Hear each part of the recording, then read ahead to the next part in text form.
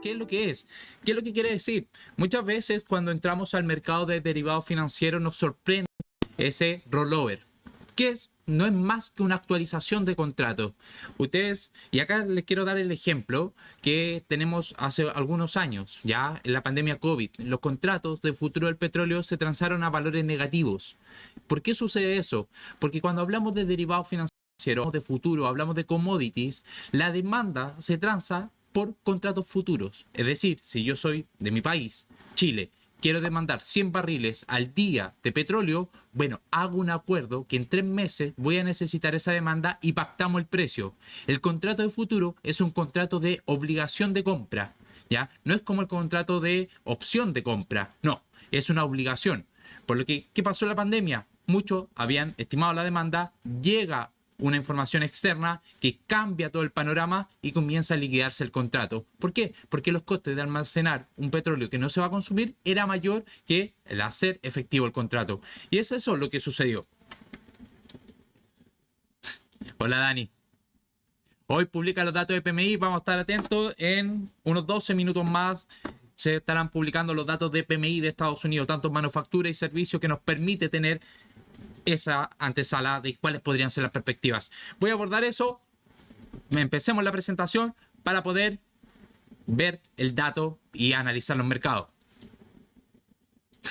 Hola Alejandro. Ok chicos. Vamos. Voy a ir desactivando mi cámara de manera parcial para que ustedes puedan ver la misma presentación y tener los mismos datos. Bueno, cuádruple hora bruja. ¿Qué es lo que sucede? Cuádruple hora bruja, tenemos vencimientos masivos de los derivados, tanto de contratos, de futuros, índices, europeos, estadounidenses. ¿Y qué hace eso? Bueno, le dice al operador de reestructura tu contrato. Ya se va a vencer este contrato, vas a adquirir más contrato o va a haber menos demanda, por lo que aumenta es que obliga a los operadores a reestructurar lo que ya tenían. Y eso puede hacer que aumente la volatilidad. Si el mercado es alcista, bueno, van a seguir con los nuevos precios del contrato. Si es bajista, no. Entonces, ahora lo que vamos a ver es aumento de la volatilidad producto de que los operadores, al tener su instrumento vencido, van a tener que decidir si adquieren el nuevo contrato o no. Ok, chicos, vamos. Comencemos. Bueno, ¿qué es lo que sucedió durante la semana en Estados Unidos? Tuvimos datos de ventas minoristas. Es un dato que deben tener especial enfoque porque representa el consumidor 70% del Producto Interno Bruto. Esto nos va indicando que también está el consumidor. Vemos cómo los datos de ventas minoristas se situaron por debajo de la previsión, aumentando solo un 0.1%, lo que está mostrando esta moderación del consumidor. Estos datos a priori fueron considerados positivos, producto de que no queremos ver tanta actividad económica en un escenario de alta inflación. ¿Qué hubiera sido negativo? Un consumidor bastante fuerte, que tiene poder adquisitivo. Pero también quiero darle la otra mirada, las ventas minoristas reales. Las nominales no incorporan los datos de inflación, pero cuando miramos las ventas minoristas reales, ¿qué es lo que sucede? Esta línea roja, difieren, hay una divergencia. La línea azul nos indica que sí, el consumidor está gastando más. Hay un consumidor que tiene ese poder adquisitivo y está gastando más.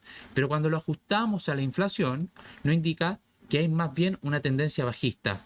¿Qué es lo que nos quiere decir eso? Que al consumidor de Estados Unidos le está costando más mantener su nivel de vida. Es decir, para consumir lo mismo que estaba consumiendo antes, necesita gastar más dinero, lo que hace que se vea elevado su coste de vida. ¿Qué tenemos acá también?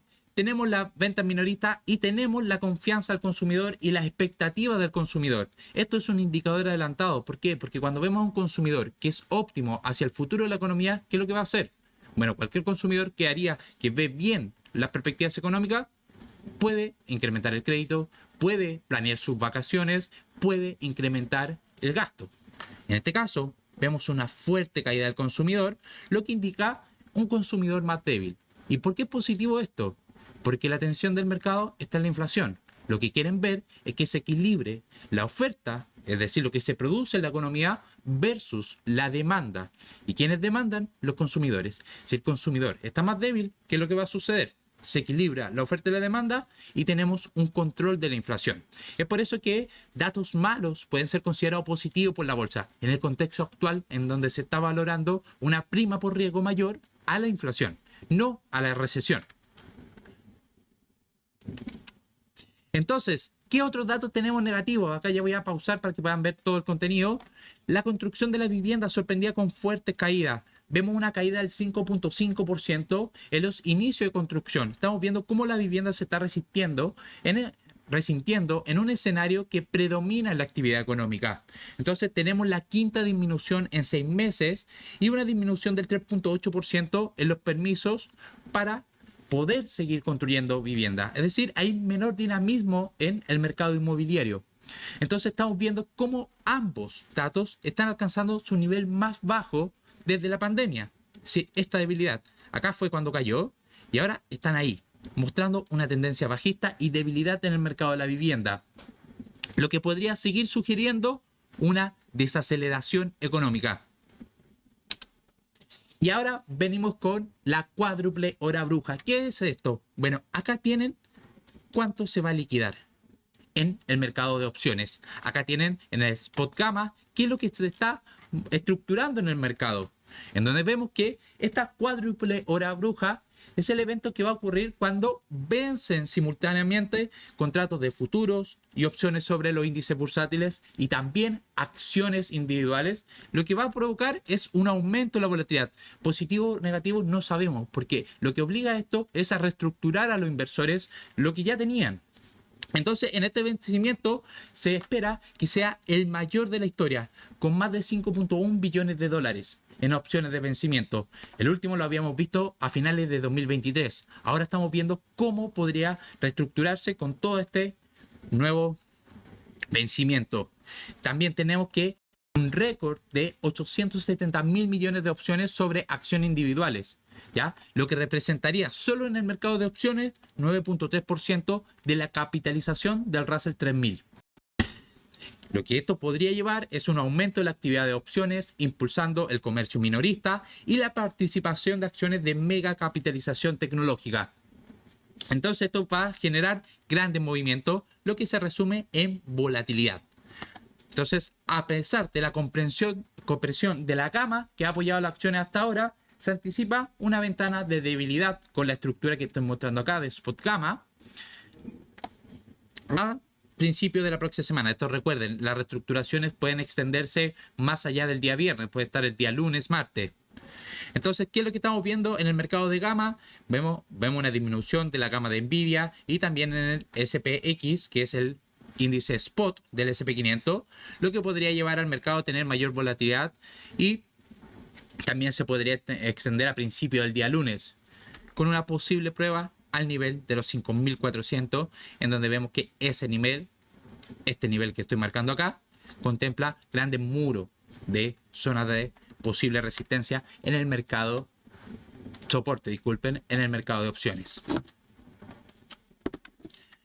Otro dato negativo que les traigo ahora, se recordarán que hace un meses atrás yo les decía, los comercial real estate es algo que el bajista al menos se está fijando mucho y podrían ser detonantes de cierta debilidad, donde los bancos regionales son los principales que tienen esta deuda. ¿Qué son los comercial real estate? Son bienes raíces comerciales, en donde el foco está en las oficinas. La pandemia ha reestructurado todo el mercado laboral, haciendo que cada vez el teletrabajo sea una opción más viable, lo que ha llevado a que estos grandes edificios vean una disminución en su valor, lo que hace que el que tiene la deuda no se vea favorecido con una caída del activo. ¿Qué es lo que tenemos? Bueno, esta semana tuvimos noticias en donde les recordaba, manténganse vigilando los comercios real estate, y vemos que por primera vez desde la crisis financiera, los inversores de bonos respaldados en hipotecas comerciales, ¿ya?, en Europa enfrentaron pérdidas en el tramo de máxima calidad, ¿ya? Vemos que en mayo de 2024 los inversores en un bono de 308 millones de dólares respaldado por esta hipoteca, específicamente en Manhattan, recuperaron menos de 3/4 partes de su inversión inicial, es decir, un deterioro en activos de máxima calidad. Similarmente, en el Reino Unido, los bonos de clase A de Elizabeth Finance de 2018 podrían sufrir una pérdida de capital del 6%. Es decir, estamos viendo un deterioro en el activo de instrumentos que tienen alta deuda. Entonces, estas pérdidas en activos considerados seguros indican que podríamos estar enfrentando una inestabilidad en el sistema financiero, pese a los máximos históricos que está presentando el mercado. Recordar, en 2008 esto era habitual, había una economía paralizada, pero esto nos está dando señales que divergen en el mercado, en donde vemos que comercio real estate sigue mostrando debilidad. ¿Esto quiere decir que se va a iniciar una recesión? No. Yo les brindo esto porque si bien todos estamos viendo un sesgo alcista, bueno, mantengamos siempre el escenario contrario. ¿Qué sucede si mi tesis o mi argumento son contrarios a lo que yo voy? Siempre vean esa contraparte. ¿Qué sucede? Lo que yo no espero. Y eso les va a permitir poder estar expuestos y preparados para cualquier acontecer.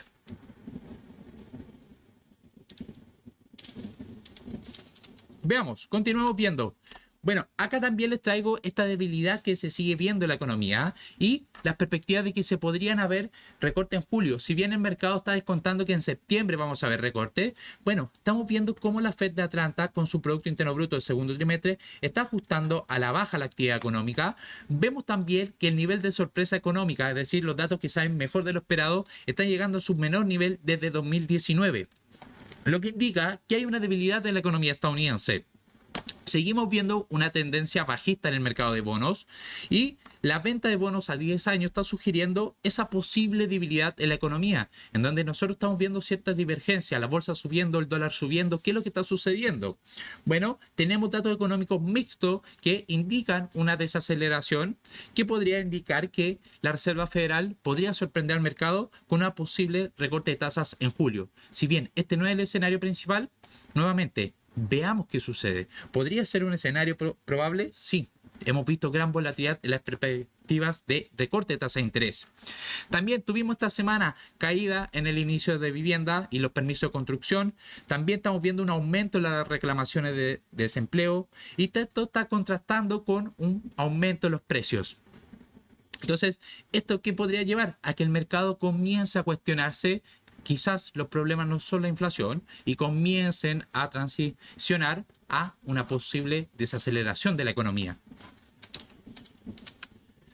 También, ¿qué es lo que tenemos con este gráfico Morgan Stanley? Bueno, tenemos la peor amplitud en menos de 20 años. Solo el 19% de la acción estadounidense ha logrado superar el índice. Y es por eso que yo les quiero decir, no es una referencia al S&P 500 con las carteras individuales. ¿Por qué? Porque este escenario ha llevado a que solo unas pocas acciones lleven ese incremento en el mercado.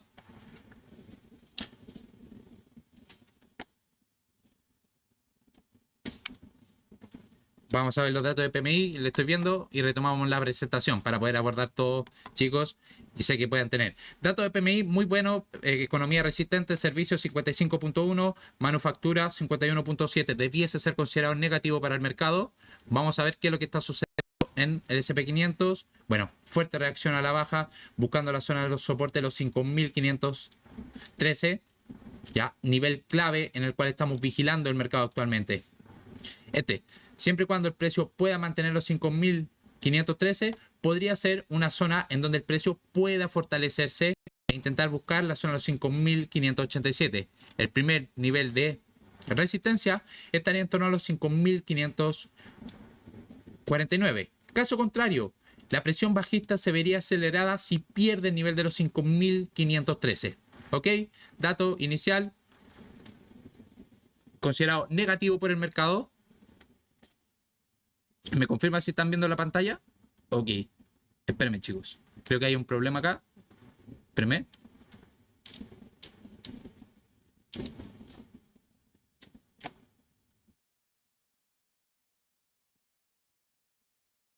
Para.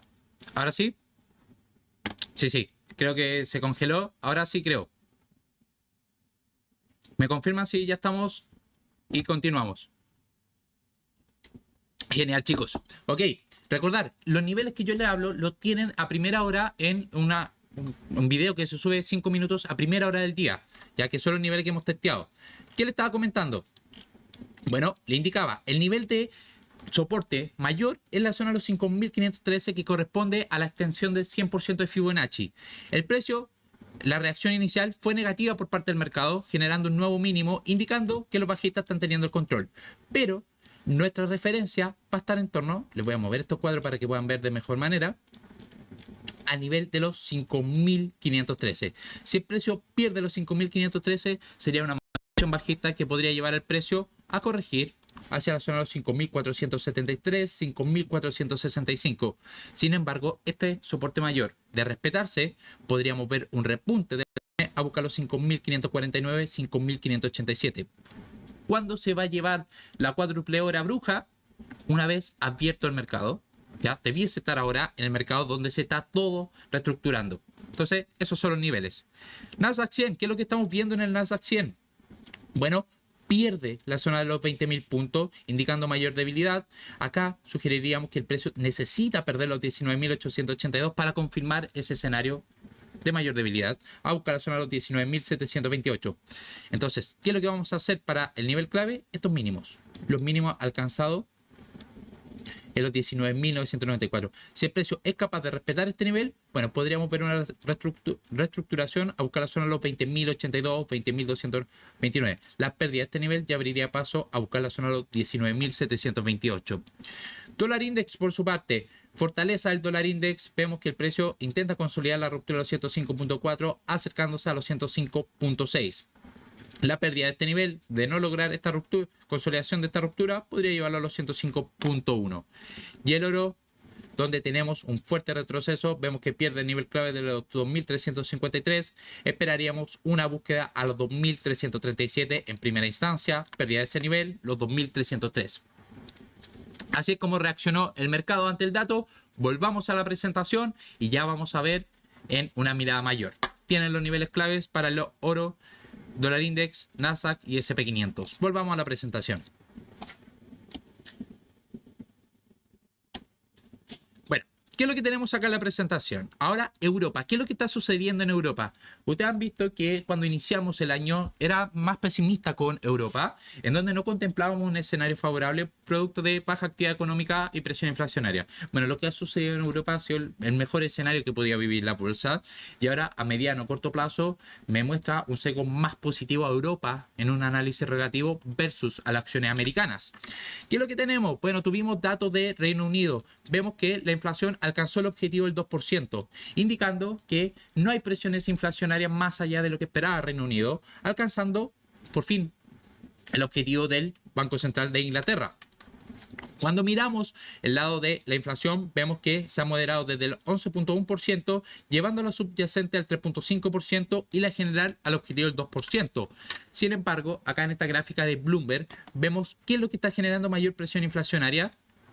Y bueno, si vemos el IPC de los servicios, vemos que se ubica en un 5.7%. Aún hay trabajo para hacer y sobre todo por el lado de la subyacente. Hemos visto cómo ha mantenido las tasas de interés Reino Unido, en donde existe esa incertidumbre de por qué se mantuvo en torno a que habían alcanzado el objetivo del 2%, pero hay métricas que nos siguen mostrando una mayor persistencia y estos riesgos de poder ver un repunte en la inflación en Reino Unido.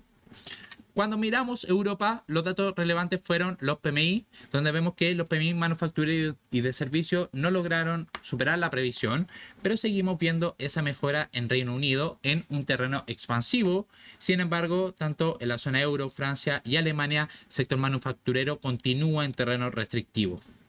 Pero el que indica mejor las perspectivas económicas a futuro es el PMI de servicio, en donde vemos que Alemania, zona euro y Reino Unido están en niveles expansivos. El problema, Francia en niveles restrictivos. Voy a desactivar la cámara para que continuemos con este análisis. Bueno, ¿qué es lo que está pasando? ¿Por qué estamos viendo este aumento de la volatilidad en la zona euro? Bueno, principalmente corresponde a la incertidumbre política. Vemos que desde el anuncio de elecciones anticipadas en Francia ha aumentado el riesgo político en Europa, causando esta divergencia, estos problemas, esta caída de los índices en los activos debido a un aumento en la volatilidad. Vemos una venta indiscriminada que han afectado incluso a las acciones defensivas del sector. Estamos viendo que el mercado está agregando mucho riesgo a estos temas políticos. Vemos que la volatilidad implícita en Francia ha alcanzado niveles históricos comparados con Estados Unidos, sugiriendo que esta incertidumbre política es significativa por parte de los mercados. ¿Qué hace esto? Agregamos una prima por riesgo.